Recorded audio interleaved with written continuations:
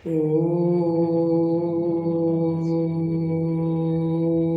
नमः सिद्धेभ्यः। ॐ नमः सिद्धेभ्यः। ॐ नमः सिद्धेभ्यः। निर्मल ज्ञान परिठिया हम कलंक डहेबी। अपाल दौ जेड़ परू ते सब करम मल का नाश कर हर प्राप्त कर निज जो लीन निर्मल ध्यान में नम कर निकल संतप्त मानस शांत हो जिनके गुणों के वे वर्धमान महान जिन विचरे हमारे। योगसार ग्रंथ योगसार प्रवचन के रूप में छपा हुआ है। गाथा नंबर 15 चल रही है। पुण्य कर्म मोक्ष सुख नहीं दे सकता, ये चर्चा चल रही है। निज आत्मा जाने नहीं हर पुण्य ही करता। सिद्ध सुख पावे नहीं संसार में फिरता।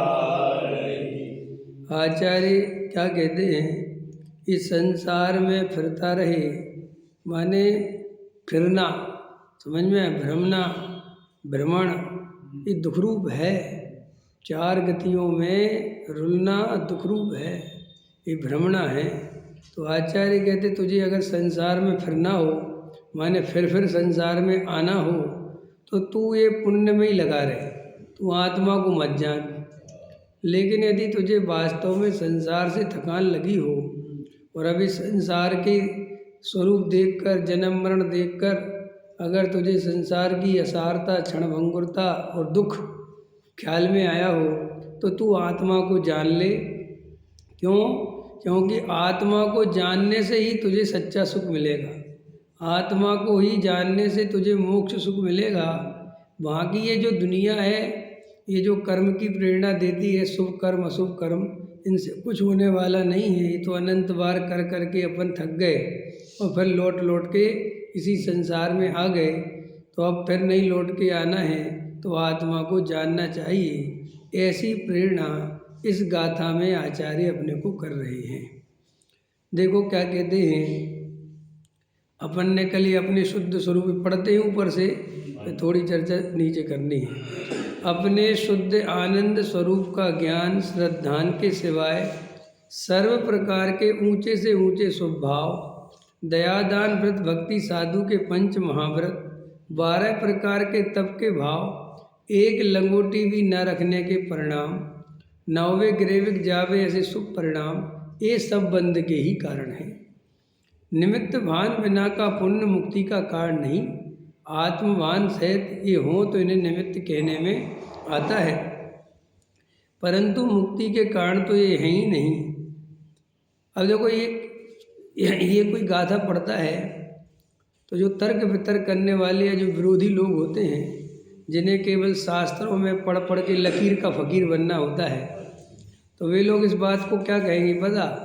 वो इसको ऐसे प्रेजेंट करेंगे कि देखो आचार्य ने तो पुण्य करने की मना करी, कहीं पुण्य से सुख नहीं होगा। लेकिन पंच महाव्रत कहाँ से आ गए?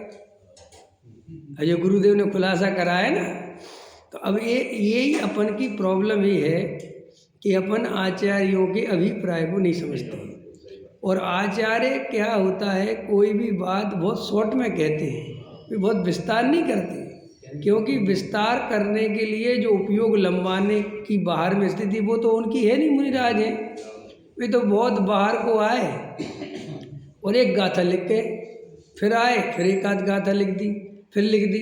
वैसे बहुत ज़्यादा तर्क वितर्क युक्तियों में नहीं उलझते, क्योंकि उनके उपयोग में इस प्रकार की निर्मलता है, अंतर्मूर्त में शुद्ध उपयोग है, आनंद में रहते हैं।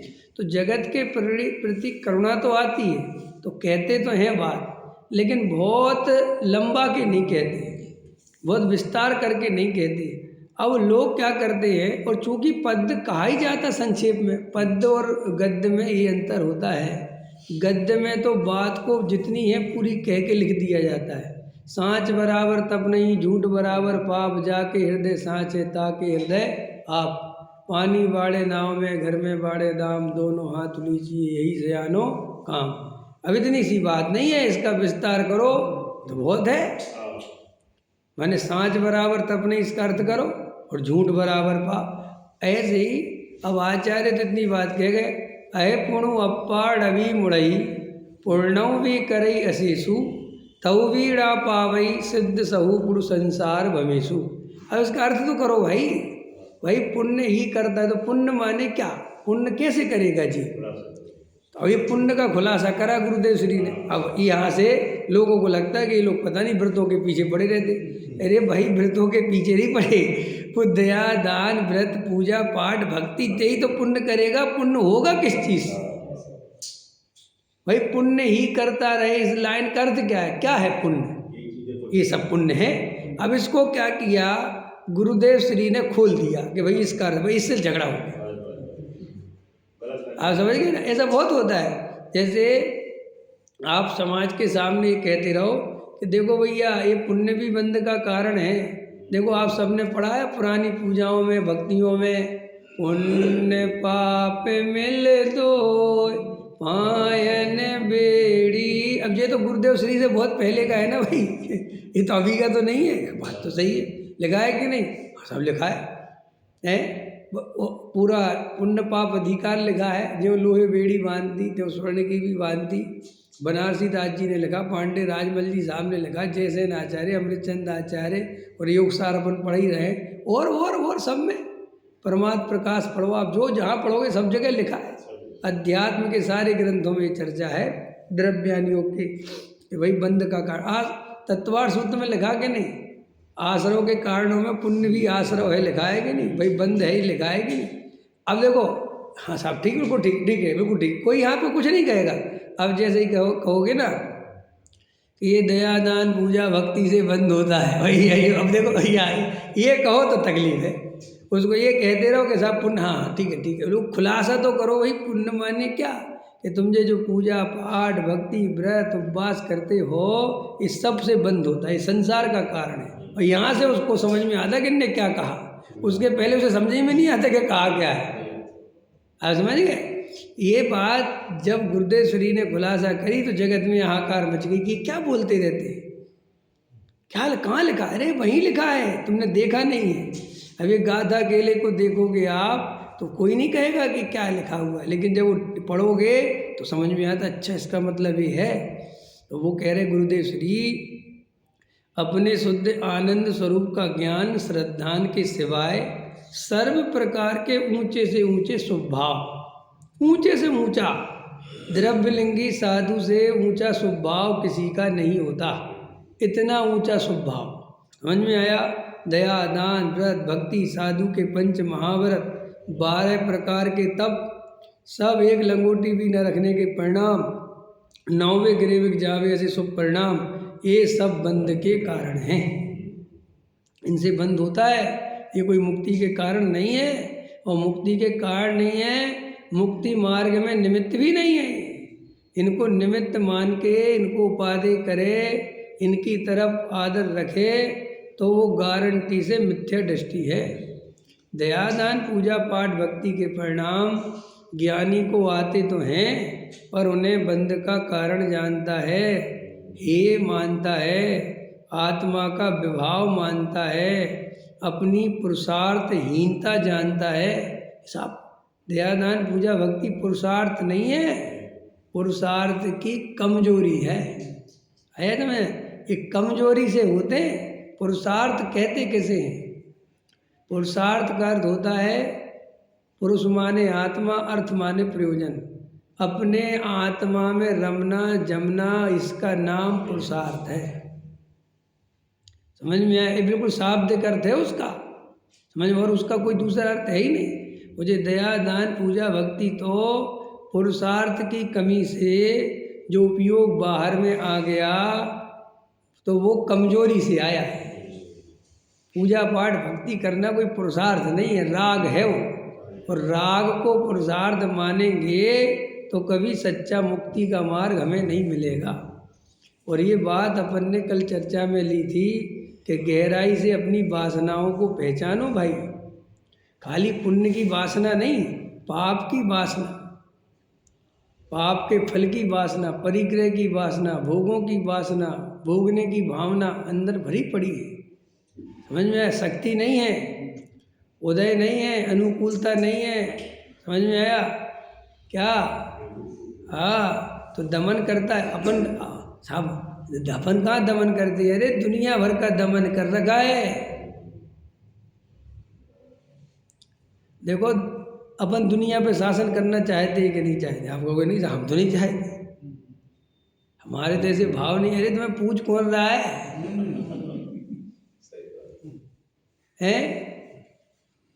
भाई साहब अरविंद जी से वीके जैन साहब के बच्चे तो बहुत डरते भैया, इनके बच्चे तो बहुत डरते हैं।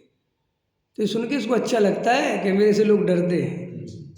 भाई जब वो मंदिर में आ जाए ना, सब बिल्कुल एकदम शांत हो जाते, खौफ है उनका। तो क्या है, दूसरों को डराने की इच्छा से प्रसन्न होता है। मेरा बच्चा भाई साहब मेरे सामने सीधा नहीं, एकदम बिल्कुल। देखो ये डराने का तो ये तो इतना ही बस चलता है। अगर इसका बस चले तो ये तो यूनाइटेड अमेरिका का प्रेसिडेंट बन जाए भाई। कसाय तो इतनी लेके बैठा है, और उसमें कोई आश्चर्य की बात नहीं है। इतनी कसाय होना कोई मिथ्या तो नहीं है, डरना नहीं। हाँ, लेकिन एक कसाय का दमन करके उसको पहचानता नहीं है, अंदर समझ में आएगी। और ऊपर से ये धर्मात्मा बन जाता है, ये मिथ्यात्व है। सम्यक दृष्टि को कसाय होती है, चक्रवर्ती बनता है, ऐसे ही थोड़ी बन जाता है चक्रवर्ती। 6 खंड जीतता है ना, शासन करता है ना, लेकिन उसे अपनी कसाय का ज्ञान, समझ में आया, और उसे अंतरंग में बिल्कुल भी रस नहीं, उसको हटाना चाहता है। हम तो कसाय का ही ज्ञान नहीं है तो हटाएंगे क्या?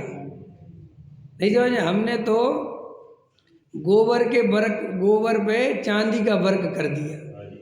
हमने तो ये बाहर से दया दान पूजा भक्ति समझे ये सब ओढ़ लिए, और अंदर बिल्कुल मैल ही मैल भरा पड़ा है। और हम भूले पड़े कि हमारे अंदर क्या है। और ऊपर से हम एक दूसरे की निंदा, एक दूसरे की बुराई, एक दूसरे को नीचा दिखाना, दूसरों को पापी देखना, खुद को धर्मात्मा, जबकि अंदर कितना दमन कर रखा है। समझ में आएगा? दूसरों के परिग्रह से परेशान, दूसरे की दौलत से शोहरत से सबसे परेशान।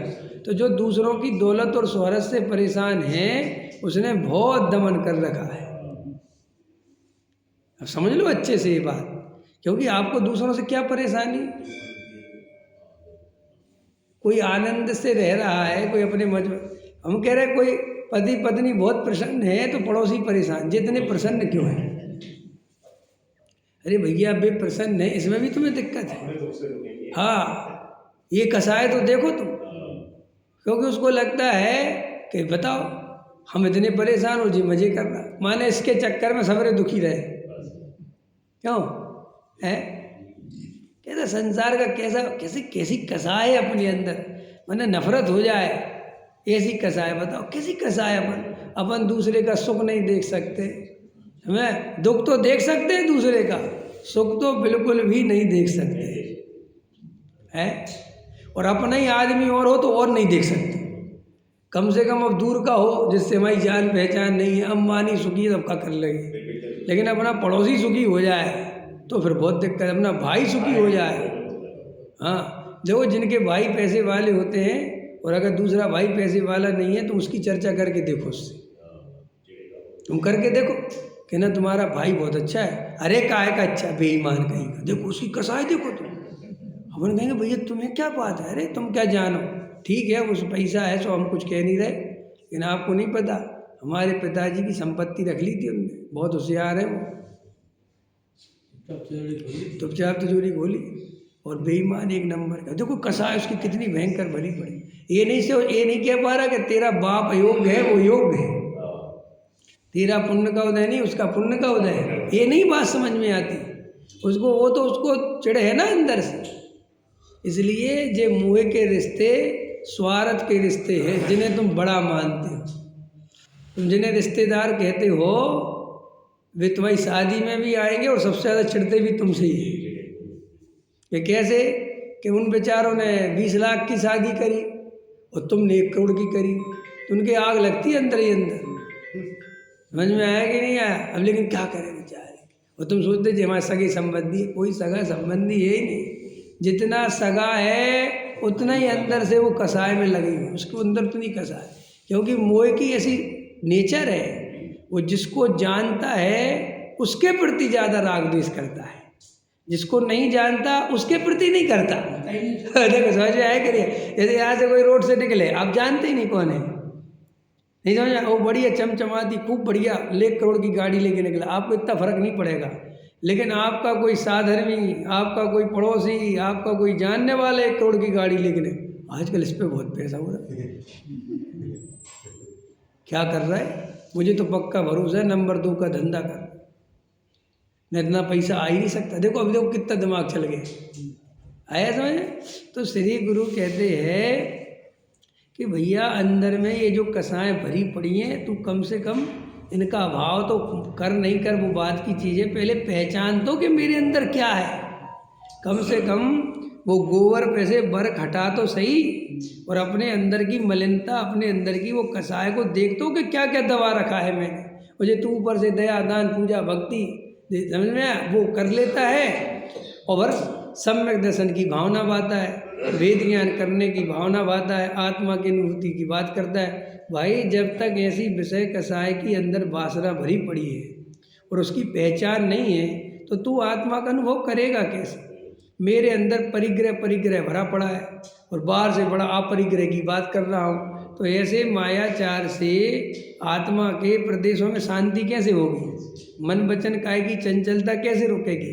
तो कम से कम जैसे हो अंदर से शांत होकर देखो, अपने स्वरूप को देखो, अंदर भरी हुई वासनाओं को देखो, उसकी लीपा पोती मत करो, अंदर में जानो, देखो गुण स्थान प्रमाण है कि नहीं, उससे ज़्यादा तो नहीं है, अनैतिक तो नहीं है, मिथ्यात्व के साथ तो नहीं है, मेरी मान्यता क्या है। मुझे पैसे की इच्छा तो बहुत है, लेकिन पैसे के संबंध में मेरी मान्यता क्या है।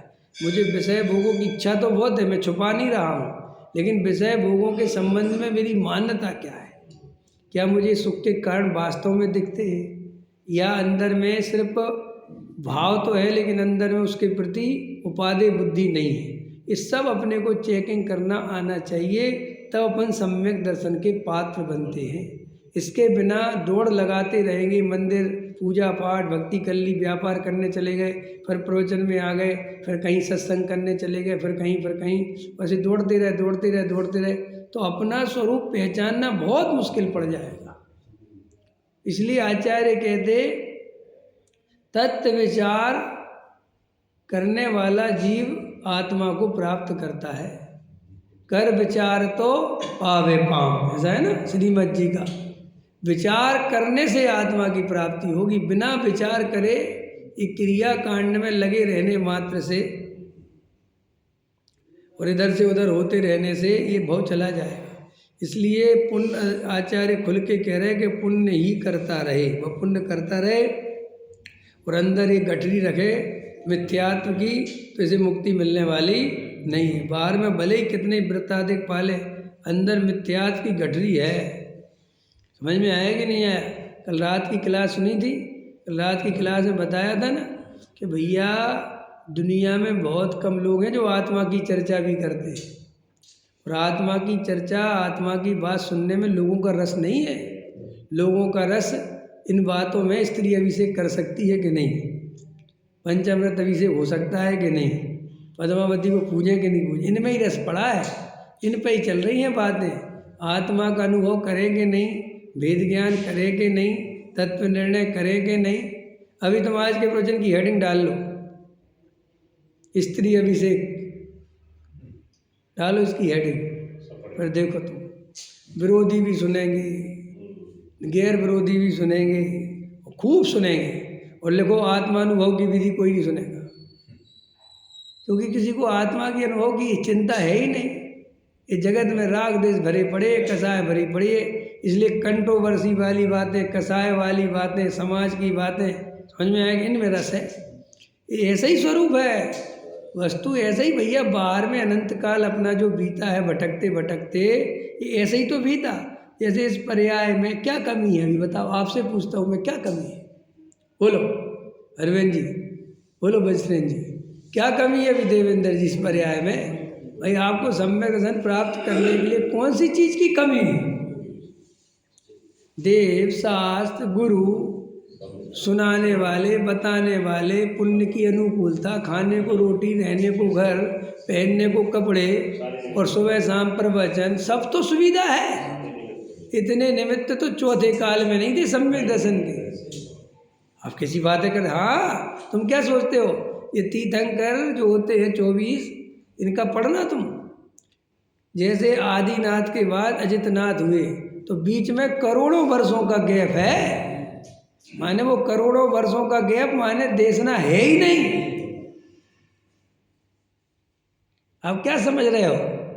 माने उस दौरान कोई हुआ तो वो तो ऐसे ही चला जाए।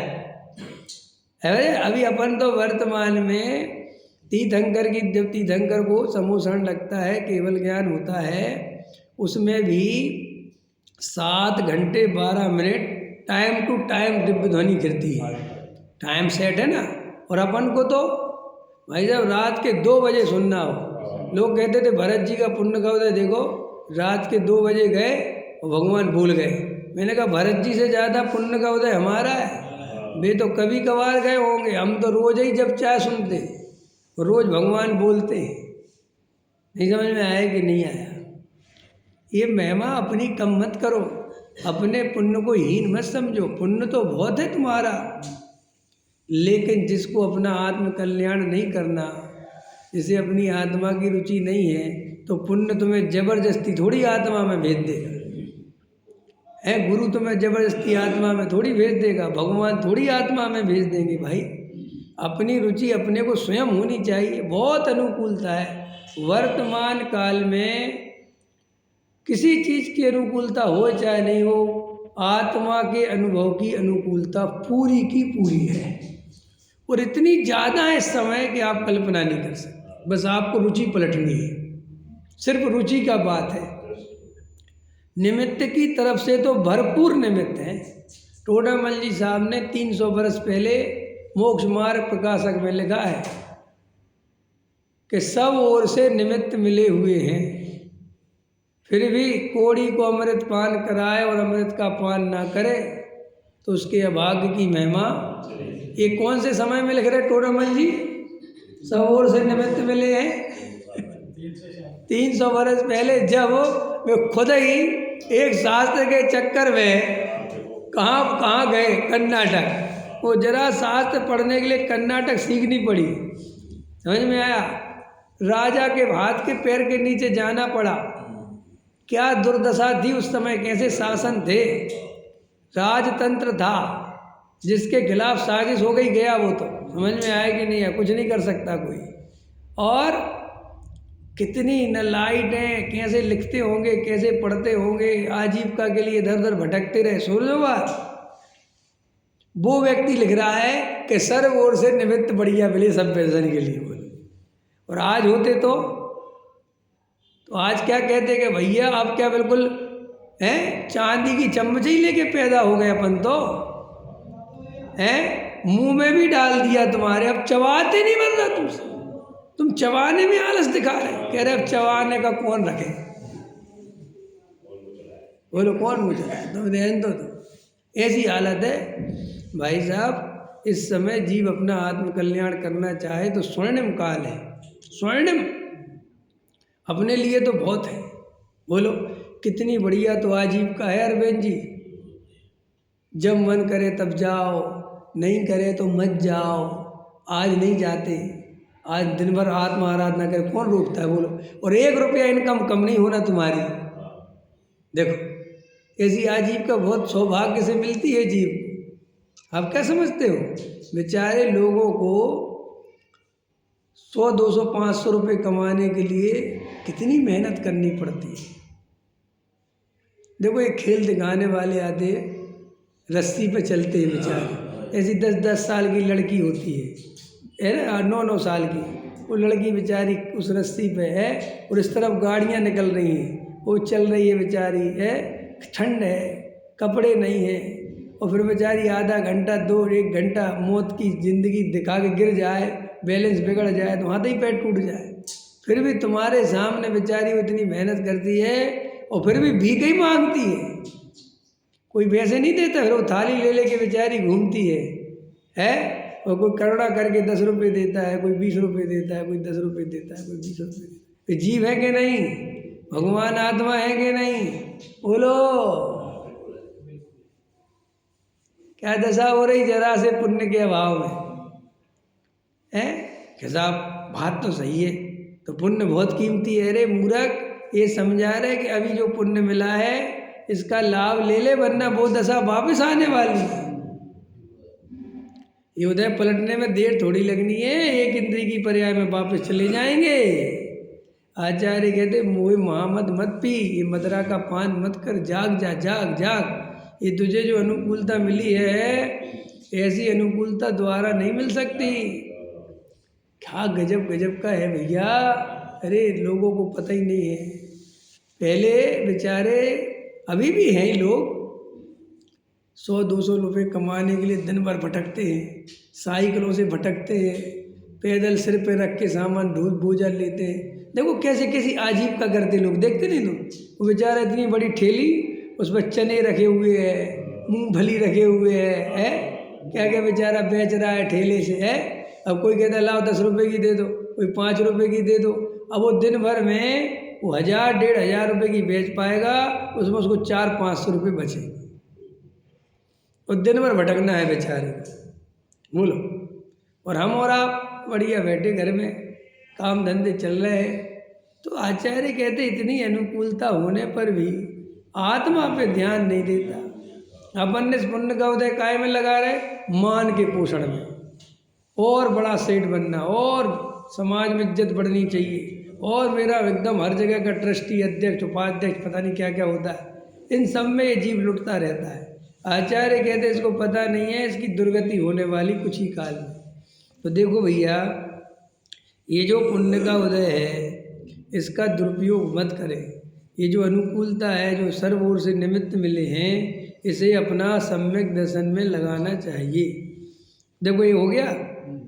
अब आगे पढ़ो।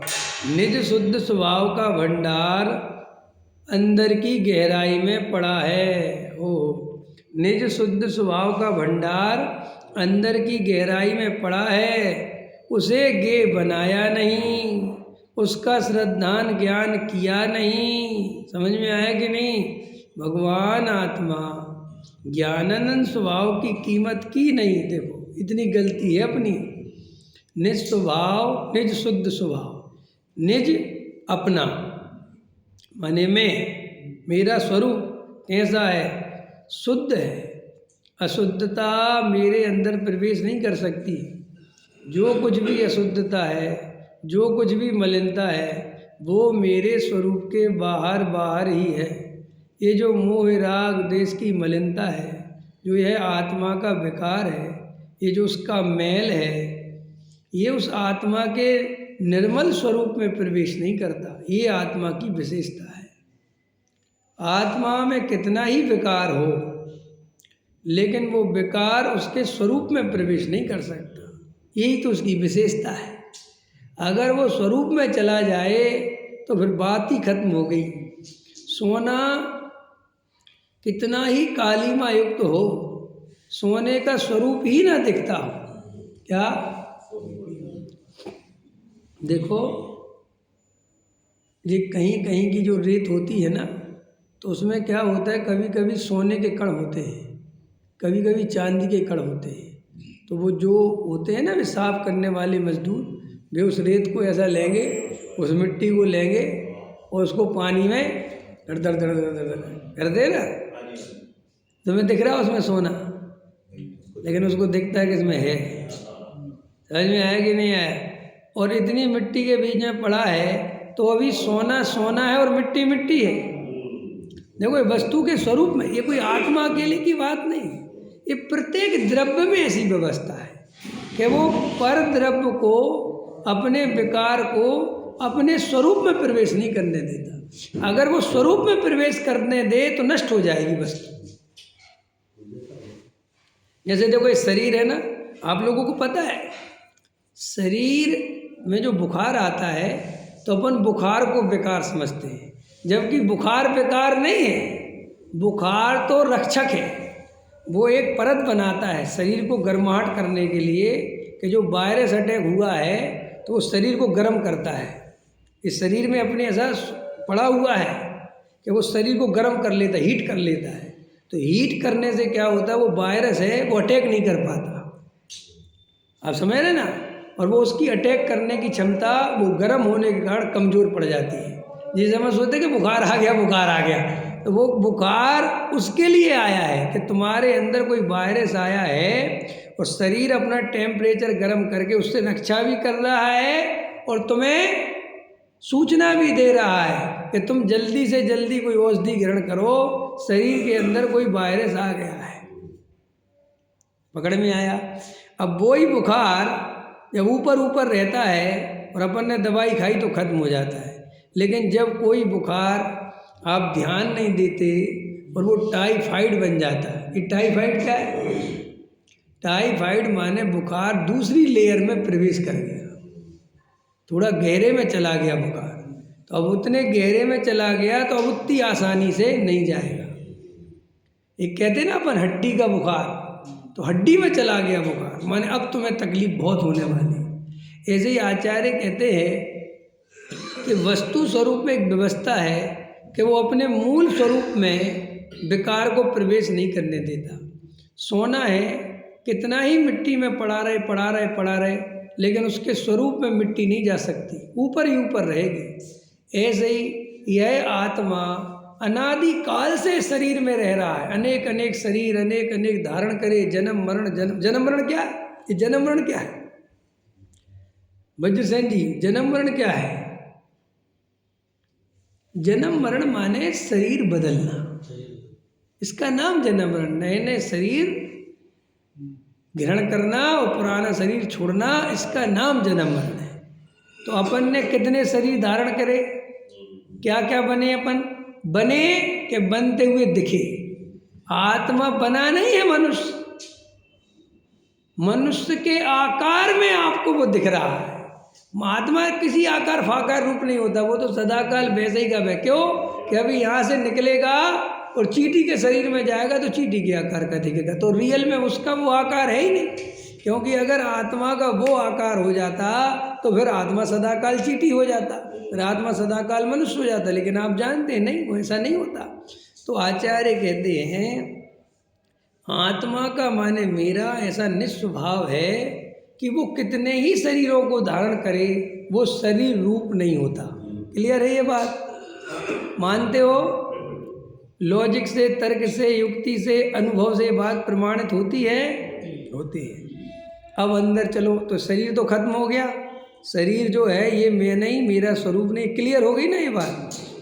और शरीर से संबंधित जो स्त्री पुत्र मकान दुकान है वे तो प्रत्यक्ष ही भिन्न है, उनका और मेरा तो किसी भी प्रकार का निमित्त नैमित्तिक संबंध भी नहीं है। क्या मैं यहाँ आ गया, मेरा बेटा स्कूल चला गया, मेरी पत्नी घर पे है, तो तीनों संबंधों में विच्छेद है ना, स्वतंत्रता है ना, वो पूरी तरह है कि नहीं? मैं यहाँ प्रवचन सुना रहा हूँ, बेटा वहाँ पढ़ रहा है, उसको प्रवचन से कोई लेना देना नहीं, मुझे उसके पढ़ने से कोई लेना देना। दो द्रव्यों की भिन्नता बता रहा हूँ मैं तुम्हें। क्लियर है? हाँ साहब। शरीर भिन्न है? हाँ साहब। अब अंदर चलो, अब अंदर गहराई में जा रहे हैं ना अपन जो गड्ढा खोद रहे हैं, आत्मा को निकाल रहे हैं, तो अपन ने अभी स्त्री पुत्र का गड्ढा खोदा, उसमें आत्मा नहीं मिला। फिर अपन ने शरीर का गड्ढा खोदा, उसमें भी आत्मा नहीं मिला। अब अंदर चले गए, अब थोड़ी पथरीली जमीन आ गई। खोदे कभी कुआं खुदते देखे बसेन जी? देखे देवेंद्र जी के नहीं देखे? देखे। हम तो गांव में रहते थे, आए दिन यही देखते रहते थे, खड़े रहते थे वहाँ। तो शुरुआत में कुआं कितना आसानी से खुदता है, समझ में आए? लगे रहा, ठीक है।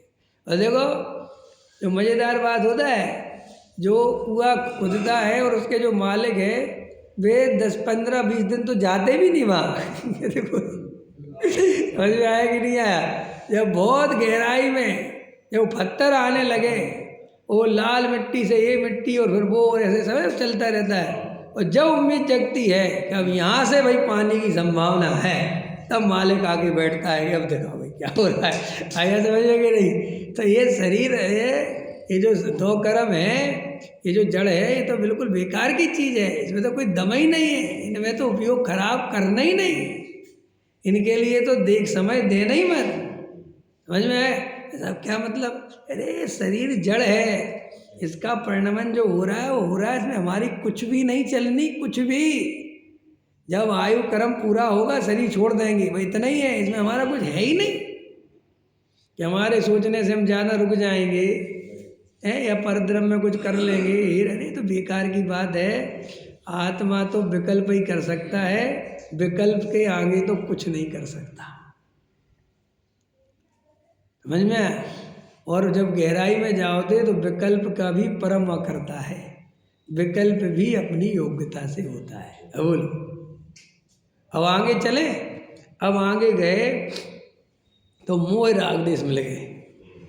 तो मोह राग देश मिल गए तो साहब ये तो आत्मा है, ये तो मैं हूँ, ये तो मेरा स्वरूप है। आचार्य कहते नहीं, ध्यान से देख इनको, देख इनको ध्यान से देख। साहब ध्यान से देखता हूँ तो इनमें तुझे चेतनपना दिखता है, इनमें जानना दिखता है कि इनको तू जानता है। क्यों? राग देश अपने को जानते हैं कि अपन राग देश को जानते हैं? राग देश जानता है कि मैं वज्रसेन जी का राग हूँ। है क्यों बीके जैन साहब? हाँ, तो तुम कौन हो? जानने वाले कि तुम्हें जानने वाला जो है वो तुम हो। कौन हो तुम? दो पार्टी हो गई ना, एक जानने वाली पार्टी और एक जानने में आने वाली पार्टी। कौन सी पार्टी में रहना चाहते हो? पक्का? देखो सब जानने वाली पार्टी में रहना चाहते। तुम 100 पीस की वस्तु बनना चाहते हो क्या? बोलो क्या बनना चाहते? 100 पीस समझते हो ना? घरों में 100 पीस रखे जाते हैं ना, हैं गाने के लिए। ऐसे ऐसे 100 पीस बनना चाहोगे तुम? तो ये जड़ पदार्थ 100 पीस है और आत्मा उनका जनक है, जानने वाला गायक। बोलो कौन सी पार्टी में रहना चाहोगे? पुद्गल बन के जीना चाहोगे कि पुद्गल को जो जानता है ऐसा गायक बनना चाहोगे?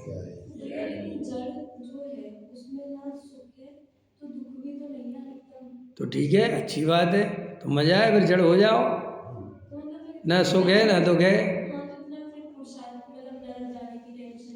बराबर बराबर, ठीक बात। तो ठीक है, अब लेकिन जड़ तो नहीं हो सकते ना। अब जो हो गए सो हो गए ना। भाई वस्तु के स्वरूप में अब एक इंद्री जड़ है, बेचारा जड़ के समान है। समझ में? पड़ा है, पड़ा है, हो रहा है जन्म, और वो कुछ नहीं जानता, उसको इतना पता ही नहीं है। बस दुख, वो दुख भी उसका कहाँ होता? दुख है, पड़ा है बस।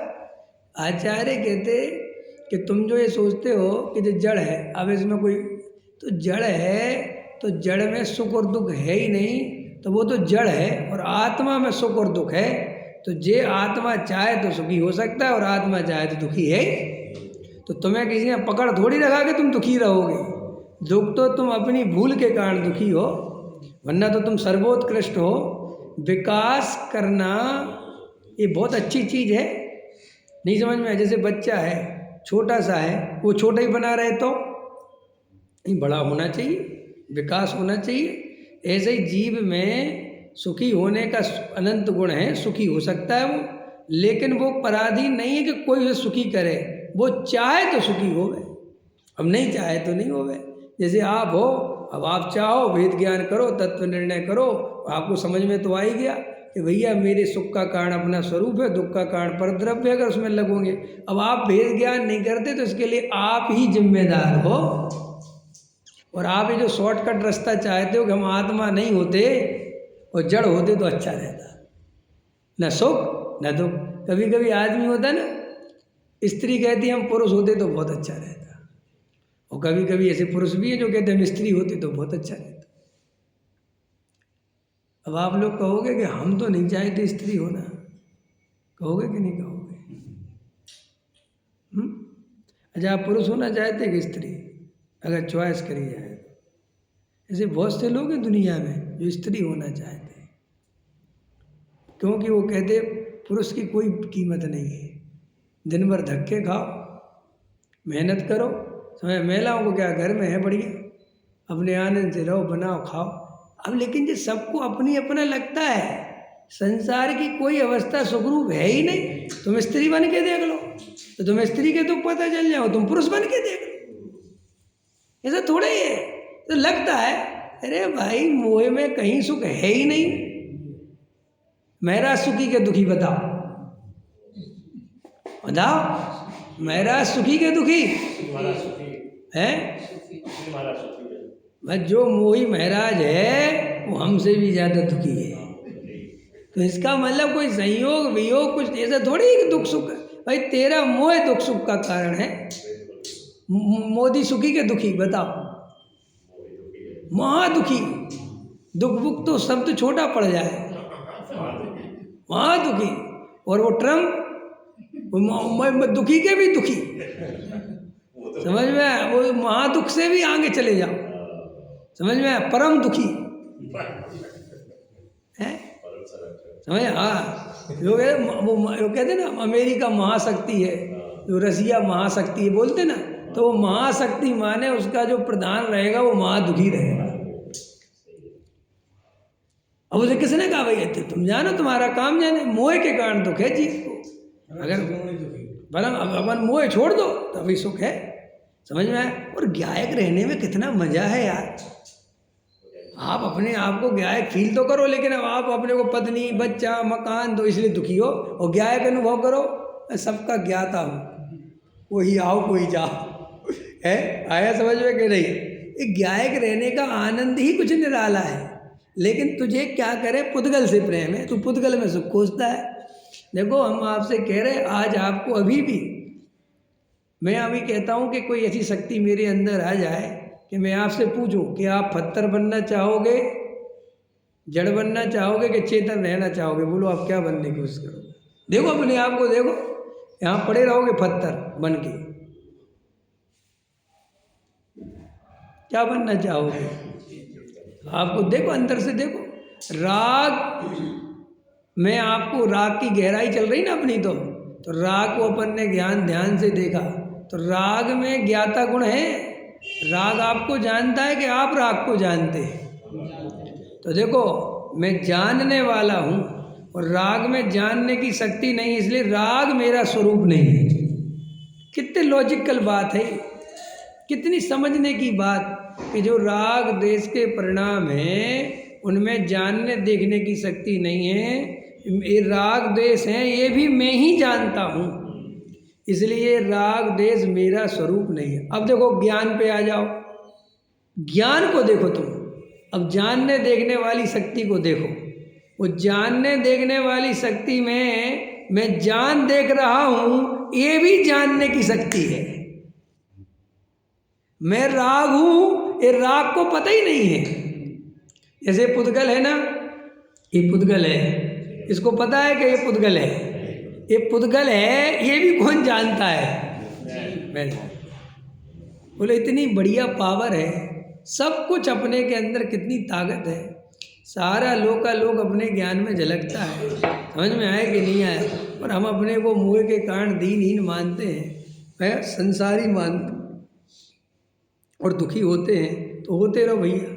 देखो बाहर में उदय नहीं पलट सकते, संयोग नहीं पलट सकते, ये तो सब पूर्व कर्म के उदय से जो होना था हो गया, लेकिन वर्तमान में वेद ज्ञान करोगे तो मोक्ष मार्ग में लग के मुक्ति में चले जाएंगे, मोक्ष में चले जाए। और यही सच्चा उपाय है, क्योंकि ये संयोगों में कब तक सुख खोजेंगे। ये तो मेढकों को तोलने के समान है, कुछ नहीं रखा, कितनी ही कोशिश करो भैया, इस संयोग फंयोग कोई सुख नहीं देते, सब बेकार की बातें हैं। अपनी कसाई के अनुकूल थोड़ी देर चलता है और फिर अपने विपरीत हो जाता है, थोड़ी देर लगता है जो बहुत अच्छा हो गया, फिर विपरीत हो जाता है। ये तो संयोगों का ऐसा ही खेल है, ठीक है ना। तो अपन गहराई में चले तो शरीर में नहीं, नौकर्म में नहीं, अब मोह राग देश के परिणाम भी मैं नहीं। अब ये मैं नहीं पे चल रहे अपन, ठीक है। माने ये मैं नहीं और ये मेरे भी नहीं। मेरे नहीं मतलब ये मैं तो नहीं, तो एकत्व तो खत्म हो गया। और ये मेरे नहीं, मेरे नहीं माने इनसे मेरा स्वामी बनने का संबंध नहीं है। ये शरीर अपनी योग्यता से परिणमन कर रहा है, मैं से रंच मात्र भी कुछ नहीं कर सकता। तो जब जिसका मैं स्वामी नहीं वो मेरा कैसे हो सकता है। तो ममत्व तो गया, अब क्या बचा, तीसरा एकत्व तो गया, ये मैं नहीं और ये मेरे नहीं। अब तीसरा क्या आया, कर्तृत्व। तो शरीर के कर्ता हो आप, बोलो स्त्री पुत्र आदि के कर्ता हैं हम, वो तो बताओ। अपनी पत्नी के कर्ता है, ऐसा पत्नी के कर्ता क्या, पत्नी अपनी कर्ता है या ये बोलो क्या, किसका स्वामी बनता जबरदस्ती में, कोई किसी का स्वामी बनने की स्थिति नहीं है। जबरदस्ती में परद्रव को अपना मानता है, मेरा मेरा मेरे, काहे का मेरा, तो वहाँ कर्तृत्व भी गया। क्या गया, मैं नौ कर्म का करता नहीं, द्रव्य कर्म का करता नहीं, भाव कर्म का करता नहीं, ये मेरे नहीं, मैं इनका नहीं, ये मैं नहीं। तीन प्रकार की मिथ्या बुद्धि चलेगी। अब जब तीन प्रकार की चीज़ें मेरी नहीं तो मैं इनका भोक्ता कैसे हो सकता हूँ। मैं अपनी ही चीज़ का तो भोग करूँगा, जो मेरी वस्तु है ही नहीं मैं उसका भोग कैसे कर सकता हूँ। बोलो जैन साहब, मैं आपके मकान का भोग कैसे कर सकता हूँ, तीन काल में मेरा है ही नहीं। मैं आपकी गाड़ी तो आपकी है ना भाई साहब, पर देख ली कि मेरी, अब कहने को व्यवहार से कहो कि साहब आपका मकान, लेकिन नहीं, वो मेरे ही होना, उसका स्वामीपन होना पड़ता है भोक्ता होने के लिए, है समझ में। तो आचार्य कहते हैं न एकत्व की गुंजाइश है, न ममत्व की, न कर्तृत्व की और न भोक्तृत्व की। तो अब सब जो माने, अब समझ रहे हो, स्वरूप में ऐसी स्थिति है कि तुम किसी कीमत पर भी पर द्रव्य का एकत्व, ममत्व, कर्तृत्व, भोक्तृत्व कर नहीं सकते, क्योंकि उसकी प्रॉपर्टी बिल्कुल भिन्न भिन्न है। तो फिर साहब सजा किस बात की है, ऐसा स्वीकार ना करने की सजा है। ये जो भ्रम है, साफ साफ दिख रहा कि शरीर मेरा नहीं, मैं शरीर का नहीं, शरीर का साथ कोई संबंध, फिर भी मैं शरीर, ये मान्यता से दुख है। समझ में आया कि नहीं आया। क्योंकि जब पर द्रव्य को अपना मानता है तो उसे अपनी इच्छा के अनुसार परिणमन कराना चाहता है, और वो तेरी इच्छा के अनुसार परिणमन कर ही नहीं सकता, क्योंकि वो स्वतंत्र भिन्न द्रव्य है। भाई ये बात समझ में आ जाए तो आनंद आ जाए, बस वेद ज्ञान जग जाए, आत्मा की अनुभूति हो जाए। तो आचार्य कहते देखो, निःशुद्ध स्वभाव का भंडार, तो मैं तो इसकी चर्चा कर रहा था, निज शुद्ध स्वभाव, समझ में आया। का भंडार, भंडार शब्द काहे के लिए यूज किया जाता है, भंडार माने कोई थोड़ा बहुत शुद्ध सुख नहीं है, भंडारा है। तुम अनंत काल तक उसमें रम जाओ, अनंत काल तक भोगो, तो उसका भंडारा खत्म होने वाला नहीं है। ऐसा निःशुद्ध स्वभाव का भंडार अंदर की गहराई में पड़ा है, उसे गे नहीं बनाया। उसे क्या नहीं बनाया, वो काय काय को गे बनाया, सारी दुनिया को गे बनाया, मर गए गे बना बना के। समझ में आए कि नहीं आया। सड़ी से सड़ी चीज, गोबर भी डला हो, कपड़ा ढका हो, तो उसको भी अलग करके देखना चाहते हैं कि क्या है। हमारी कैसी कैसी गेहूं को देखने की इच्छा है, बोलो। ऐसा लगता है ये अंदर छुपा है ना, वो सारी दुनिया को जान लो। ऐसी भी इच्छा गलत नहीं है आत्मा की, क्योंकि आत्मा केवल ज्ञान स्वरूप है। समझ में आया कि नहीं आया? लेकिन विधि ये नहीं है जगत को जानने की। अपने स्वरूप में रम जा तो ऐसा ही जैसा तू सोचता है ऐसा ही प्रतिफलन आने वाला है। बोलो गजब गजब की बात। आत्मा अमर होना चाहता है, सच में अमर है। देखो अपन की जो जो इच्छाएं दबी पड़ी है ना, वो सब आत्मा के अंदर मौजूद है। जो जो अपन चाहते हैं सब कुछ है वो, तो फिर अपन को मिलता नहीं, क्योंकि तुम पर में खोजते हो। इतनी सी बात। तुम्हें 1 लाख रुपया चाहिए, क्या चाहिए? अब 1 लाख रुपया तुम्हारे ही घर में रखा है, लेकिन तुम दूसरों के यहाँ मांगते हो, इसलिए दुखी हो। अपना घर नहीं खोजते, बाकी 1 लाख रुपया है तुम्हारे घर। ऐसे ही आत्मा में सर्व को जाने, सारे गेयों को जाने, ऐसी शक्ति है रियल में।